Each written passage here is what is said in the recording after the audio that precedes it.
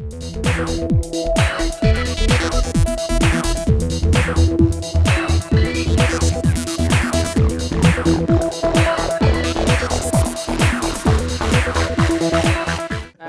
talking of innovation, what on earth is future casting?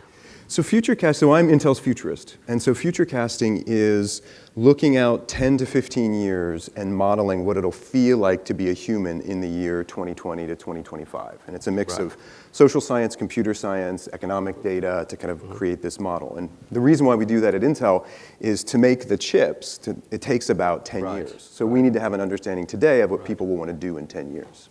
I'm the Economist backwardist, so. But give me a sense of how many companies have futurists. Is it becoming a regular institutional position? It's becoming more and more popular, to tell you the truth. I mean, for a long time, there was a great tradition of it in companies that were making big bets, sort of long bets, 50-year bets. You know, when you have to, do energy or you have to do things with government, it's big, long bets. But I think because of the internet and because of computers, we're able to come up with ideas of the futures that we want and then actually build them. So I think because of that, futurism or strategic planning is becoming more and more popular. And how do you go about structuring, thinking about the future? You sit around, you read a few science fiction books, or what do you actually do? Is there a way of structuring this? Well, I read The Economist. That's the perfect answer. We begin with social science. So we have a team of anthropologists and ethnographers who go out and study people all over the world.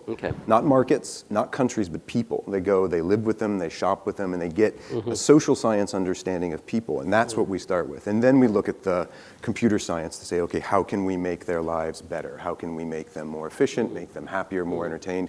And then we start looking at the kind of math of the future, the economics, the GDP and the growth and things like that. And then we start to develop this vision. And then I hit the road. I actually go out and I spend about 60% of my time outside of Intel and outside the US actually talking to people saying, this is what I think the future is going to be like. What do you think? And getting into that conversation. So you're starting at the very micro level, looking at people and their individual needs rather than at the macro level and saying, this is what's going to happen in Russia, this is what's going to happen in China. That's a fascinating way of doing things, actually, very interesting. But what big macro trends are you seeing as well to complement this micro view?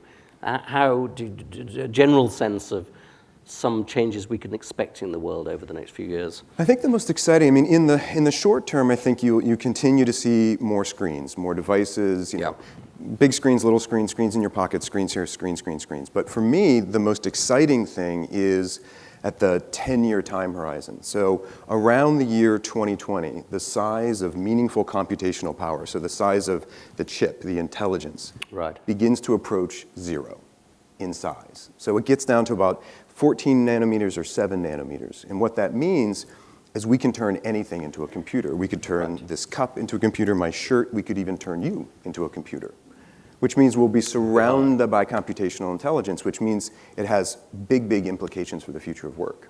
Now tell me about being surrounded by computational intelligence. How is it going to change healthcare, for example? You're going to have these chips which are telling everybody about what's going on in my body all the time. Is that right? That we'll have personalized medicine as a permanent part of our lives? Well, I think it's needed as well. I mean, as we all know, we've got, quite a lot of people who are going to need quite a lot of care.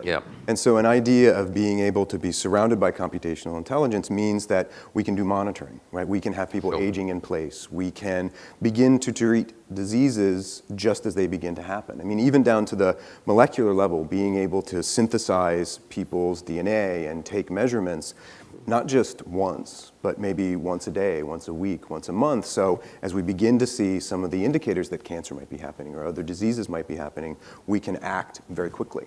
But that will completely change the relationship between the individual and the healthcare system. It'll be a permanent, ongoing monitoring. And that, given the amount of spending on healthcare and the amount of resources that are devoted to it, has just a gigantic implication for the future.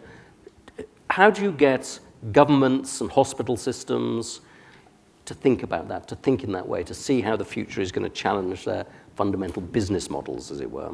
Well, Well, that's why I spend so much time on the road, is actually going out and saying, this is what we see coming. There's incredible opportunity. I'm an optimist. I mean, as a futurist, I'm a declared optimist, which is strangely a radical thing for me to do. People seem to like their futurists to be pessimists. Yeah. I'm not. I'm an actual optimist.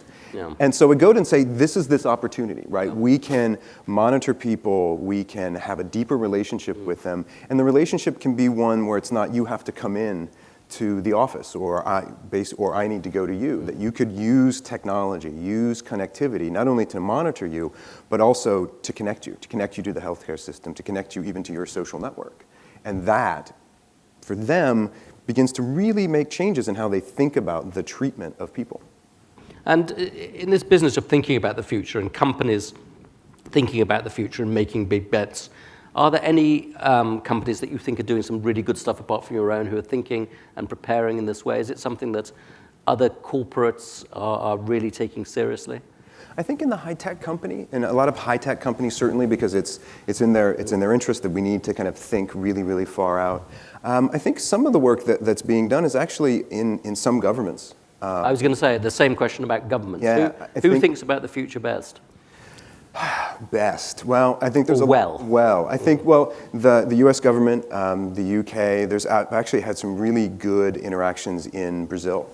That spending a lot of time down in Brazil, getting an understanding of the innovation that they're trying to ignite in the population.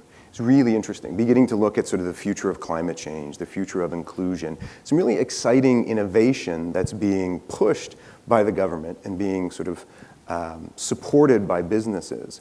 And the quality of the innovation, the way that it feels is very different than what comes out of, say, Silicon Valley or what comes out of places like London or Cambridge. It's different because they're enabling a whole different level of people to do that innovation. Yes, one of the things that's always struck me about this is so much of the innovation that we've seen in the world for the last few hundred years has come out of the West, and so much of the thinking about the future has come out of the West. But now the future is being invented elsewhere. And that you're getting a broadening of the perspectives on the future. So I'm fascinated by your example of Brazil. How about India, which seems to be doing so many radical things with the delivery of healthcare, the delivery of education, just thinking in ways that I could never have thought of, just because they have a different approach to things. I'm amazed by India. I spent a lot of time there. And for me, right, and there's also not just one India, there's a lot of Indias. And there's so many people and so much energy that if you give a smartphone or you give a laptop to these folks, and because of the nature of the internet and the nature of collaboration, it really is kind of inspiring them to come up with great ideas and then be able to share them much quicker than they could have ever done. So you can be sort of in the slums, maybe outside of Mumbai, but you still have connectivity. You still have Wi-Fi. Sometimes the Wi-Fi there is better than the Wi-Fi in Silicon Valley. Well, where I live, there is no Wi-Fi connection. I live just outside London, whereas I was recently in Kenya, and the Wi-Fi was absolutely wonderful. You've done a remarkable thing. You've persuaded me that the future of the world is not entirely ghastly. Thank you. Thank you.